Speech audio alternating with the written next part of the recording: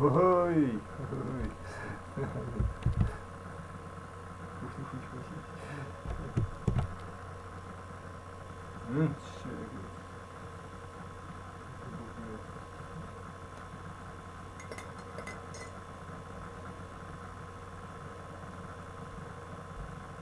Эй.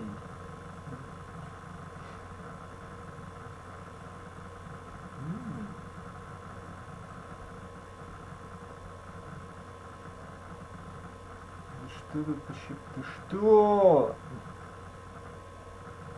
Блин, что такое? Что за наглость?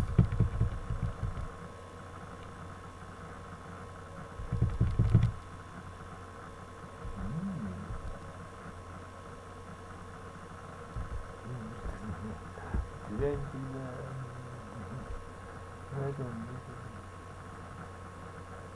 Че еще не до сих пор, что ли, не загрузил? Ты смешишь меня, что ли?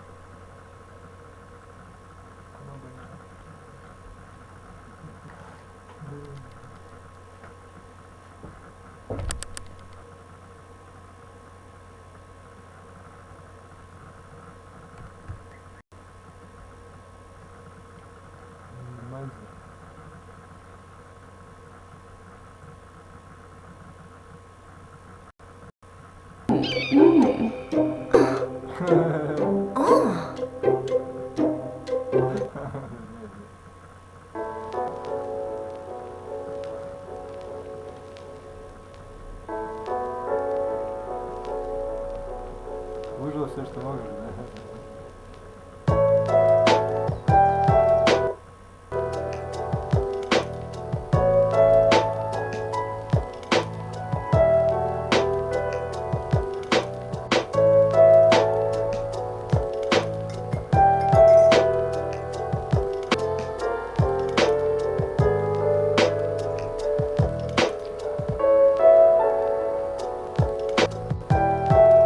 У нас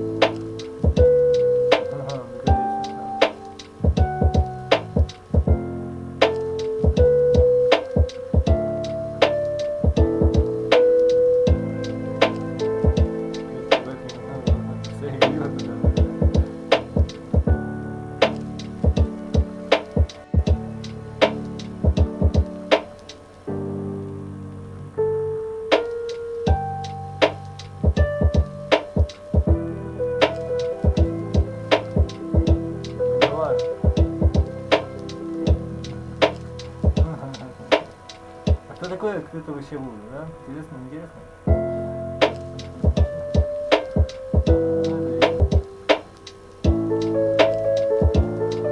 Наоборот, вообще.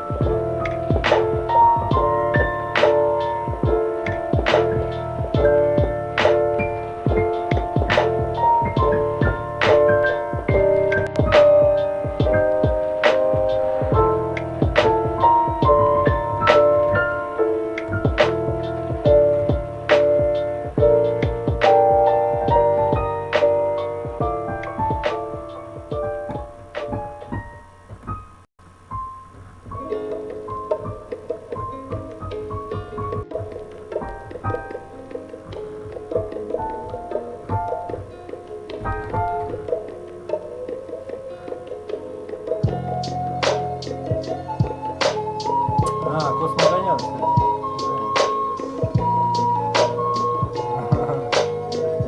кстати.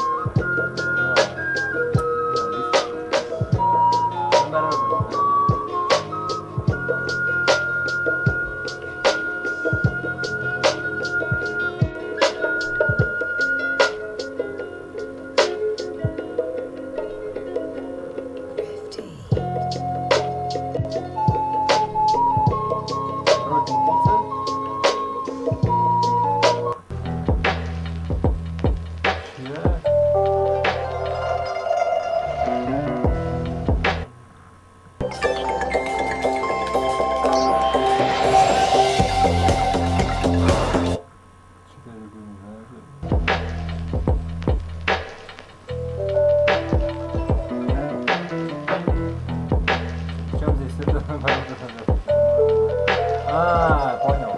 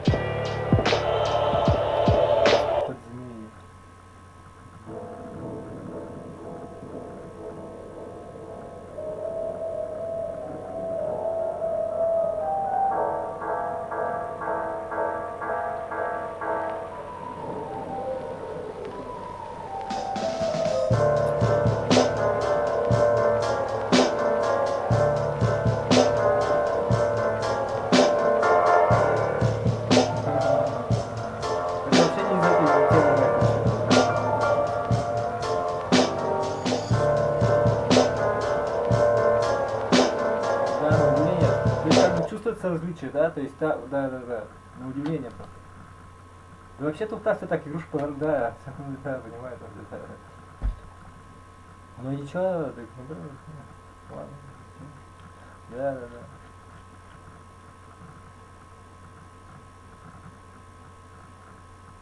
Не знаю, это меня тоже, да, давай будем, да. Не надо.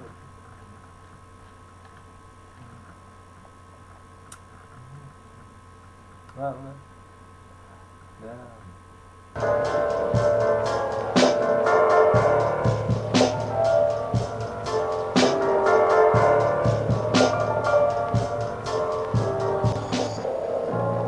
Кстати, это тоже интересная тема. Да.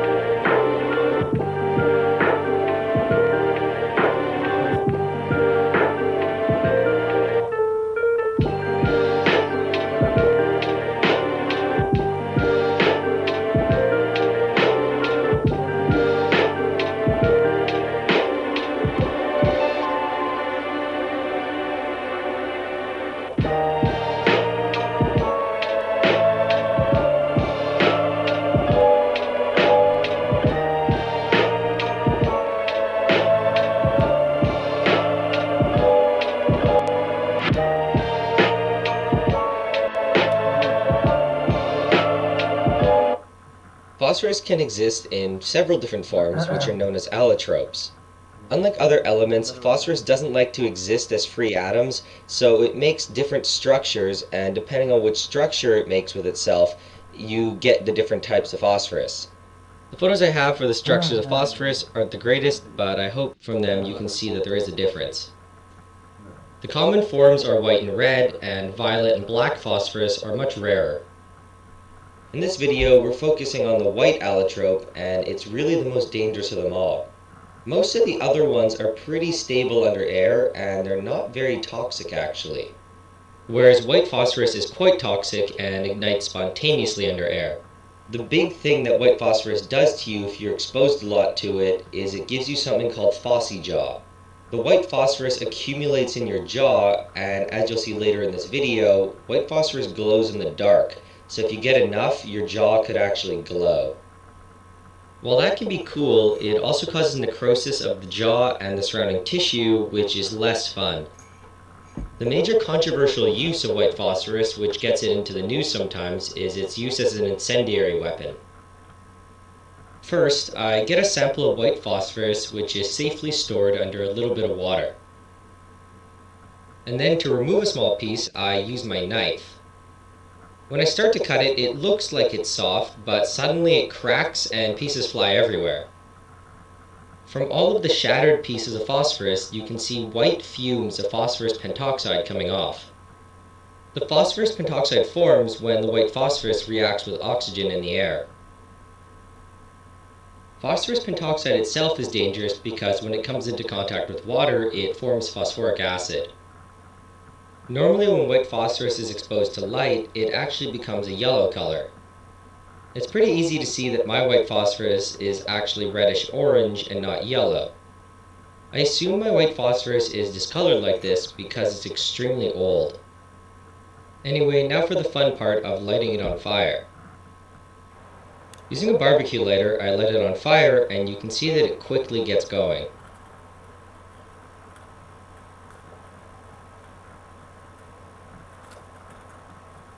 To put it out, I simply place another crystallizing dish on top to cut out its oxygen supply. And now to show you the scary part of white phosphorus.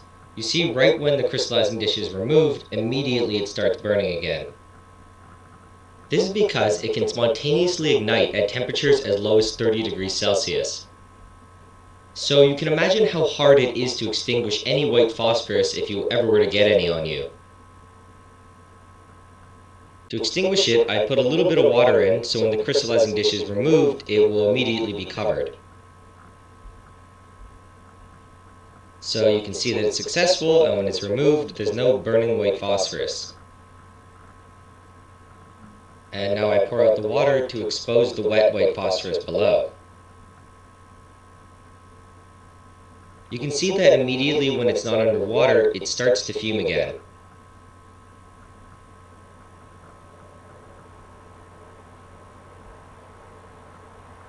This is from a second run, but you can see that just after several minutes of sitting out, it's fuming a lot.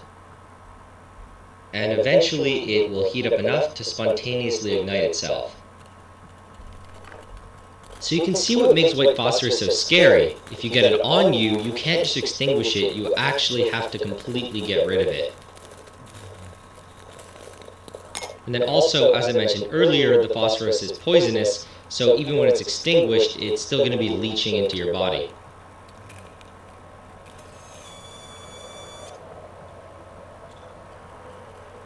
I apologize for this shot being a little unfocused, but the point of it is still pretty clear.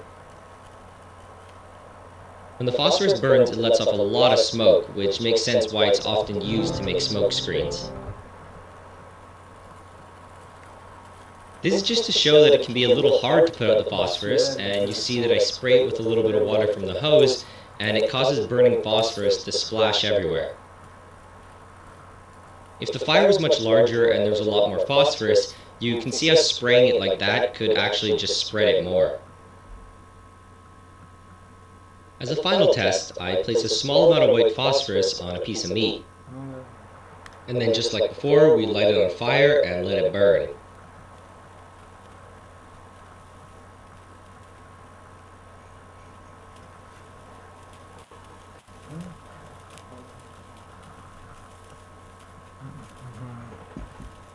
Хорошо просто.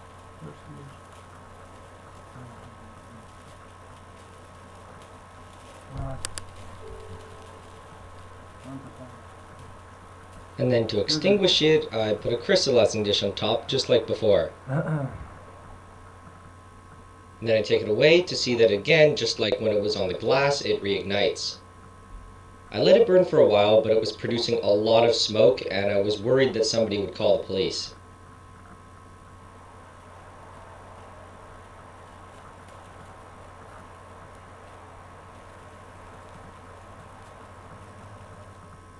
I extinguished the phosphorus and removed it, and there was still a lot left that hadn't burned. The white phosphorus burned for about a minute, and it burned away about a fifth of the thickness of the meat. I don't show it here, but the underside of the pork, even after a minute, was still uncooked. And it was a lot left that hadn't burned. The white phosphorus burned for about a minute, and it burned away about a fifth of the thickness of the meat. I don't show it here, but the underside of the pork, even after a minute, was still uncooked. I don't have any real conclusions to draw from this experiment, but I was honestly surprised because I thought the white phosphorus was going to do a lot more damage. And this is just a final demonstration to show how white phosphorus exhibits chemiluminescence. When exposed to moist air, the white phosphorus is oxidized and it lets off a very faint green glow. In person, it's actually pretty distinct, but on camera, it was very hard to pick up. So that about wraps up everything I had to show about white phosphorus. Fortunately, I didn't have any carbon disulfide that I could use to show the solubility of the white phosphorus, but if there's anything else that I missed or that you'd like to see, leave a comment below. Also, if there's anything else that you would like to see in general, also leave a comment and I'll try to get to it. And just for the meantime, above is a list of the stuff that I'm either currently working on or have completed filming and just need to edit. So those videos will be uploaded eventually.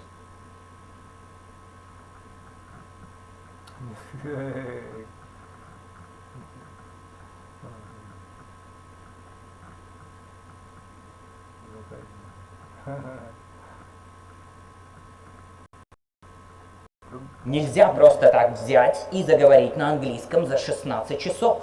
One does not...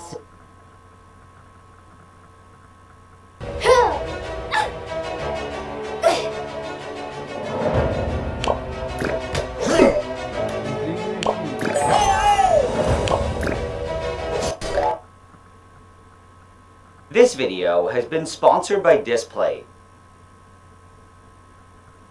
I've been doing YouTube now for about 6.5 years, but in the last few years, it's grown at a pretty crazy rate. When I first started, I was just in my parents' garage, and I pretty much had nothing. I remember that it was a struggle to get even basic chemicals and glassware. Now though, I have this office that I work in, and I also have this entire lab that I built with my dad. And when I think about it, it's almost unbelievable. I mean, I have things like real chemical storage cabinets, you know, equipment like gas cylinders. I have a fume hood, or actually 2 fume hoods, which are slightly better than what I used to have, which was just a fan and an open garage door. I also have a drawer almost exclusively for hammers and another drawer just for blowtorches. And when I think about all of this, I am super happy with how things are, and I'm really thankful for all the support and everything that I've gotten over the years. But I can't help but kind of miss how bad it was.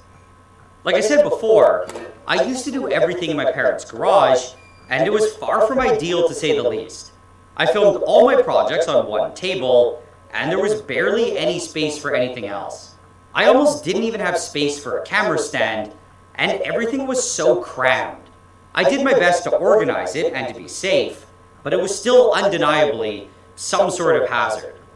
However, I found that the added danger factor was kind of fun and exciting. The chemistry itself was challenging and dangerous enough, but I think I liked the bonus that my terrible setup added. It made everything that I did much more difficult, and I had to be way more precise and careful. This made many of my projects a lot more nerve-wracking and high stakes, but I think it also made them significantly more exciting. Now though, it's much more official. I pay rent for my own space, and I have my brother and my friend working with me. I mean, it's way safer and still a lot of fun, and I'm able to do some higher end stuff that I never even dreamed of. However, I've been feeling that there's a part of me that misses that struggle and that danger. So, what I've been wanting to do for a while is go back and do some chemistry in my parents' garage. I've been really wanting to relive how things were and to see if I actually miss it. I didn't just want to do any random project though, and I specifically wanted to make bromine. Bromine's an element that's similar to chlorine, and it's a very angry, blood red liquid. It's also one of my favorite elements, but that isn't the only reason that I wanted to make it. It's because it was one of my first garage projects that I felt was really pushing the boundary of safety. It has always stuck out in my mind as the first video that I really started to challenge myself and to push the limit of what I could do at home. I remember preparing for ages to make sure that I could handle everything and anything that could go wrong. I also remember some of my chemist friends telling me that I was going to die doing it. But anyway, now to get started, the first thing that I had to do was ask my dad for permission to use the garage. I have a question to ask you. Can we use the garage sometime this week to make some bromine? You need just like a verbal contract or something? There's nothing in the garage is totally flexible. To make bromine? Yes. Okay. Okay. That's it? Not a nuclear weapon, I'm fine. With that out of the way, I started putting together a little chemistry kit that I could take home. To know exactly what I needed, I just rewatched my old bromine video, and I did my best not to forget anything. Based on what I saw, this seemed about right, and it was mostly just basic glassware and equipment. Some of it, like the funnels, the condenser, and the stands, were actually the exact same ones that I used in the original video. Now for the chemicals, the main ones that I needed were muriatic acid, sodium bromide solution, and chlorine pool tablets. I originally bought all of these at my local hardware store, and I figured I could just get them there again.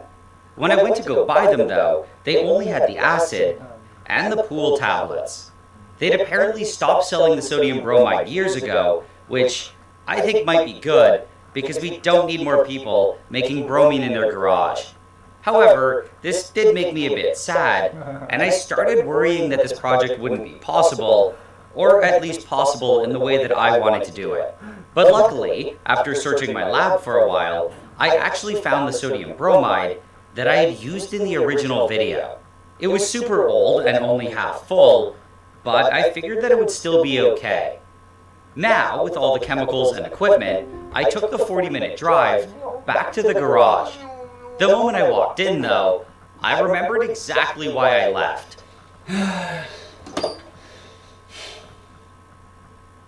Sucks.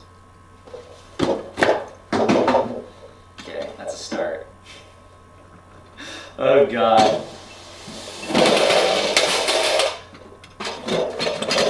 Okay. I don't know what to say. I don't feel good about this. It was even more cluttered and worse than I remembered. But either way, the first thing that I had to do was clear the table. This ended up being a lot easier than I thought, and there wasn't actually very much to move. The hardest part was finding somewhere to put everything, and I ended up just shoving things wherever they would fit. Okay.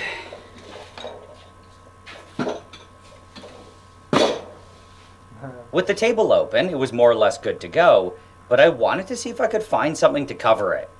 I spent a few minutes looking around the room, and I was very surprised to find my old glass tabletop. For most of my time in the garage, though, I actually used a different one that came from my grandma's old table. However, in 2017, that one exploded from an accidental lithium fire, and I replaced it with this one. It was just a cheap tabletop from IKEA, but what was kind of funny was that for years, I thought that it had a zebra pattern. I also called it a zebra pattern at least a few times while setting it up, and my friend couldn't help but say something. It's also a fingerprint, not a zebra. Oh. I thought it was a zebra thing. Definitely looks a lot more like a fingerprint now that I look at it. I think it was even called fingerprint tabletop. Either way, good to go. Now with a completely clear and covered table, I was ready to start doing some chemistry. In my later garage videos, I filmed from the side that was closer to the bench, and I attached a backdrop to the garage door track thing. In the beginning though, when I made the bromine video, I wasn't nearly as advanced, and I filmed everything from the other side. I'm not exactly sure why I did it like that, because there was definitely less space on that side, and I think it was just because I liked the workbench background. But either way, I decided that I had to do it just like I did in the original video, and I started putting things together. Awesome. What was sad though, was that after not even 5 minutes, I was already starting to get a bit frustrated. In my normal videos, I kind of obsess about having everything clean and proper, and that just wasn't happening here. The background's gonna be this garage. Everything's gonna be crooked. I'm gonna be doing stuff out of mop buckets. I don't know why I'm trying so hard to make it look nice. Oh well, no. The point of this is to relive what it was, and I should enjoy it. There we go.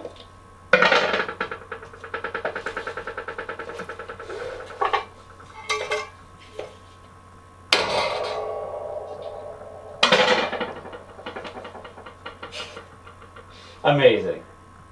With both my stands in place, I attached a large flask to one of them.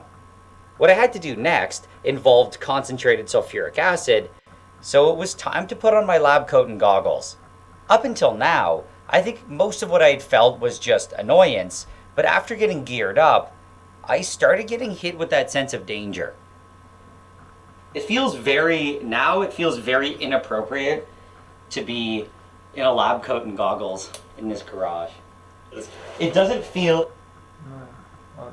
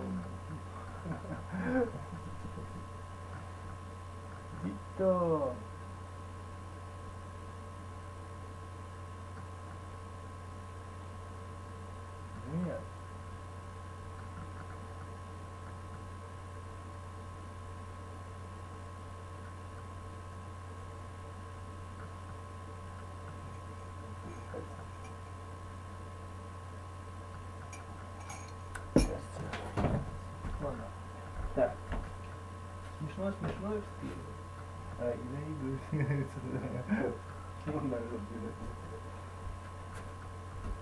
Ну что ты смеешься, тебе не смешно ни хрена.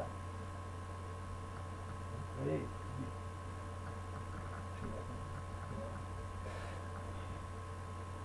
Так, это что такое тогда вообще? Это что такое?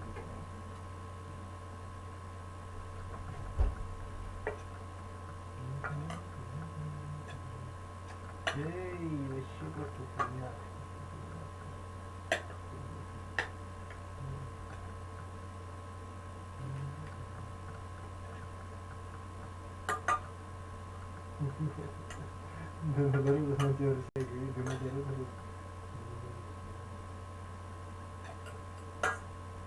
Наверное, нет. Падение. Нет, туда. Ладно. Хорошо.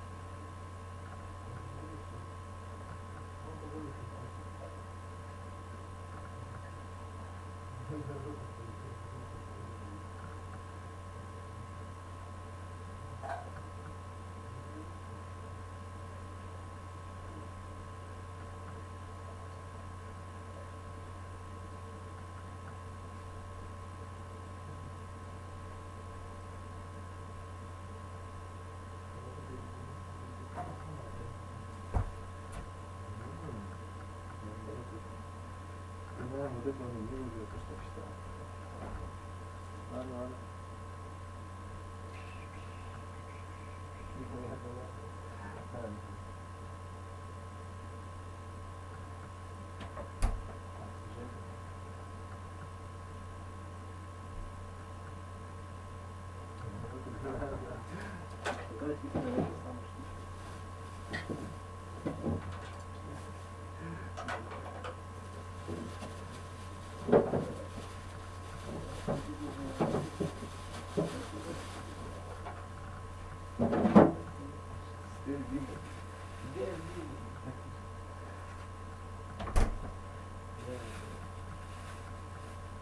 Блин, ну все такое вообще.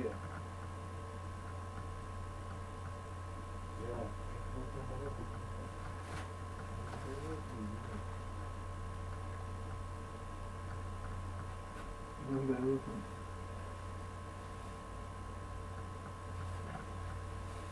Ну да, жалко тебе, что ли?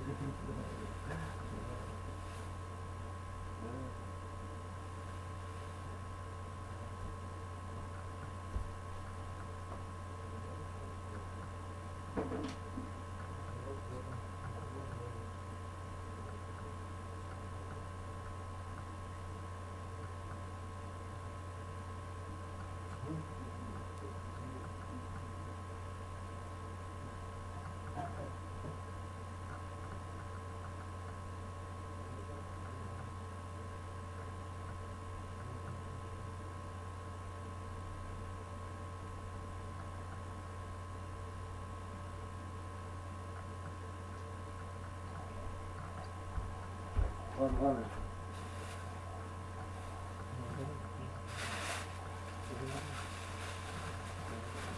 Это дорога, слушайте, это дорога.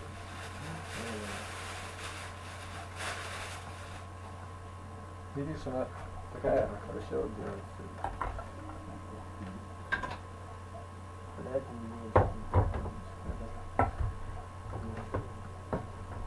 все играет, быстро надо, быстро.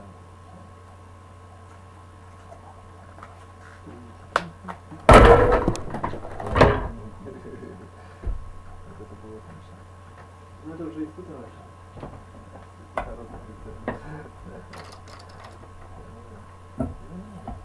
Да. Тебя вот это есть. Нет, видишь, какая ситуация? Если еду не сготовишь, ну это тоже, кстати, я опять думаю. Типа того. Да, вот это тоже так. Буду иметь в виду. Пока что так.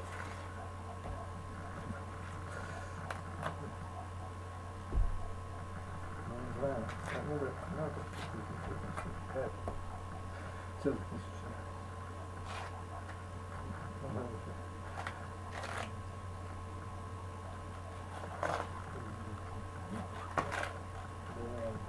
Да, да, нет.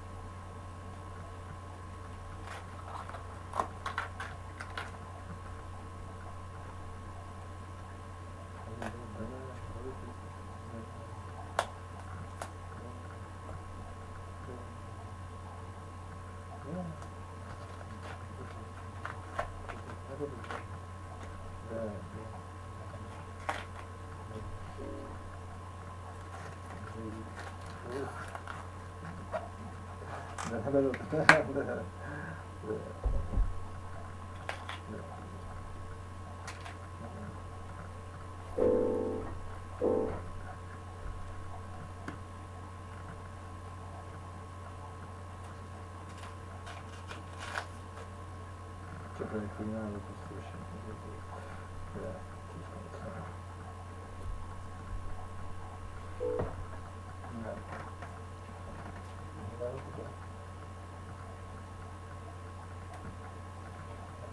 Ну, да. Маловато, мало.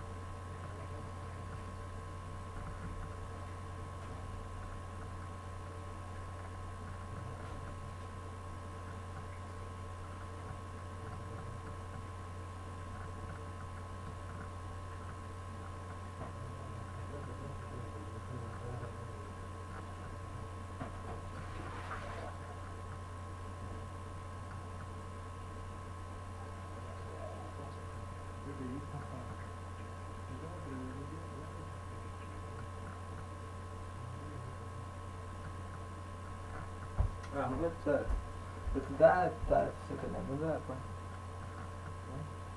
Да. best. Yeah, the best.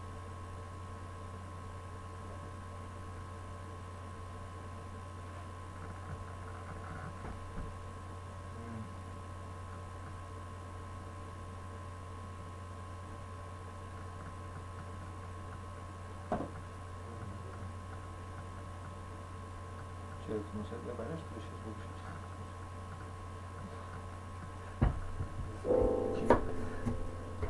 Вот это вот.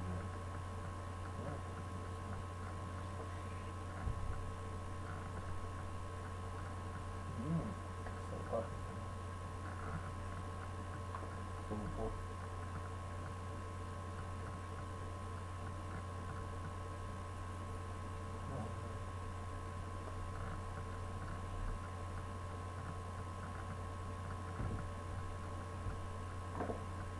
Машина. Пикап, просто.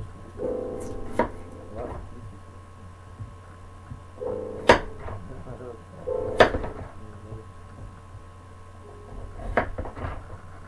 Эй, ты кис.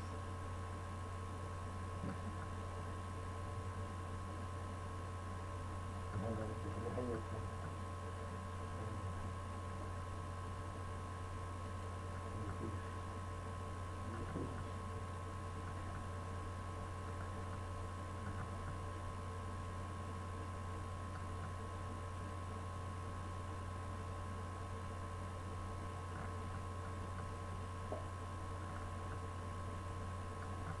Что такое?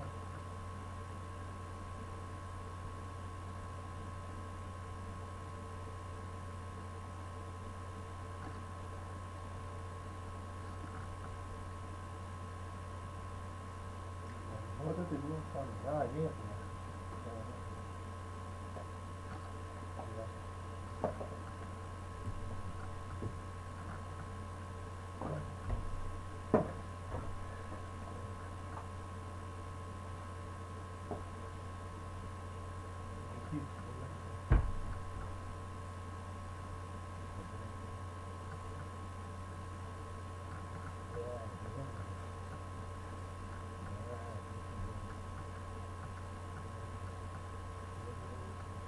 Вот это и есть.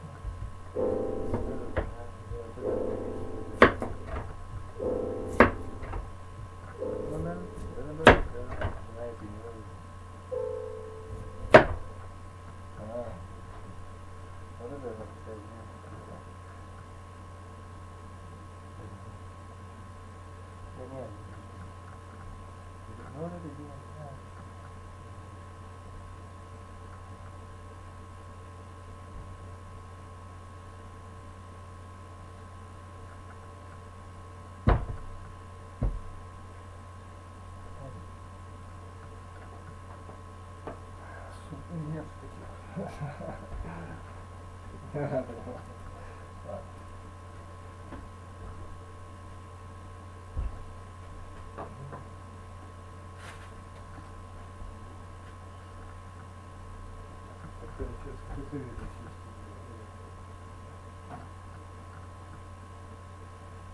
Засуну сейчас. Он такой уже доступает.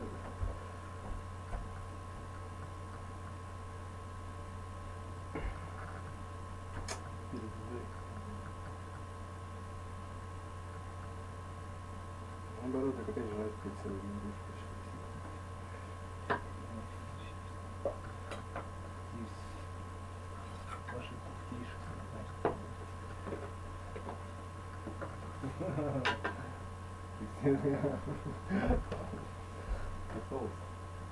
Эй!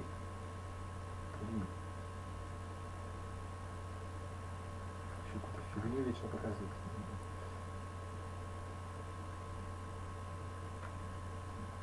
Чем не занимается?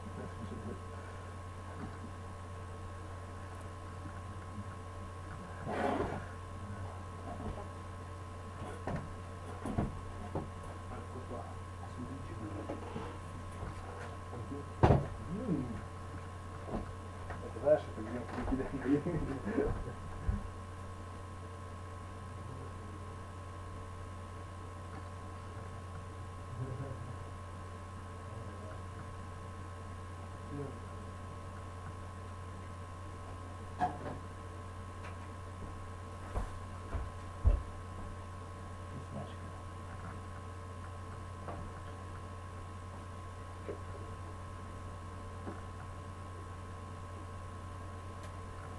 Так.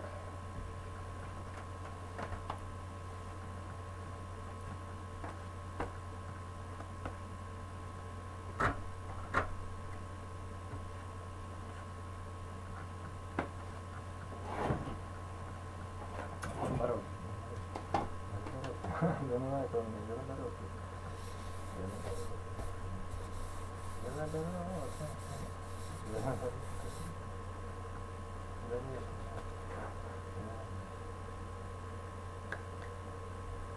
А, вот чтобы ты ему увидел.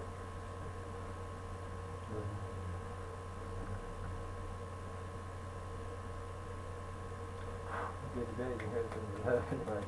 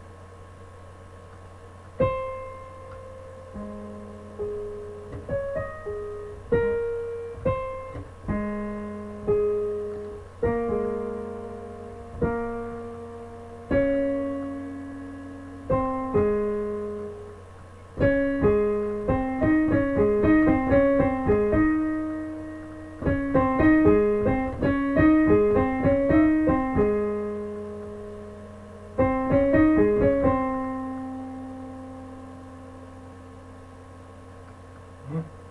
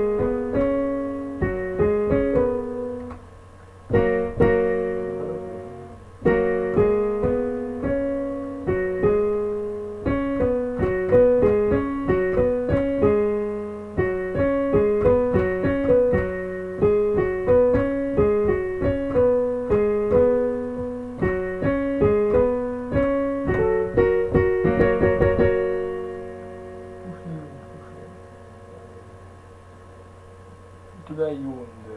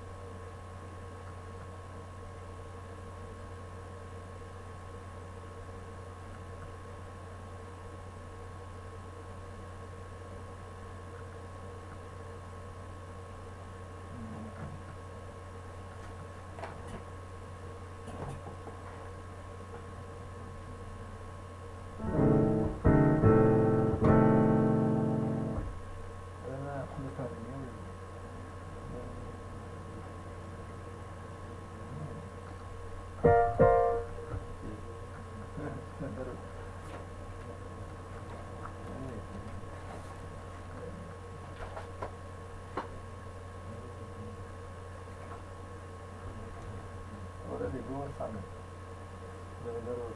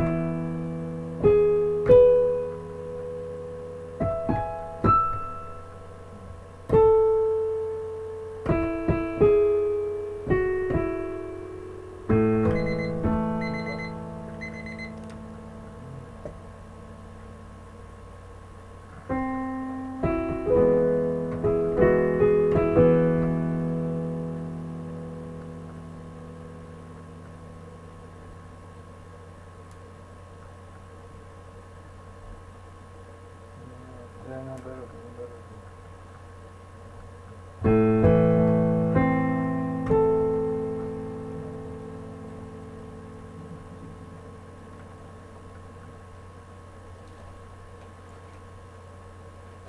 Ага, хорошо,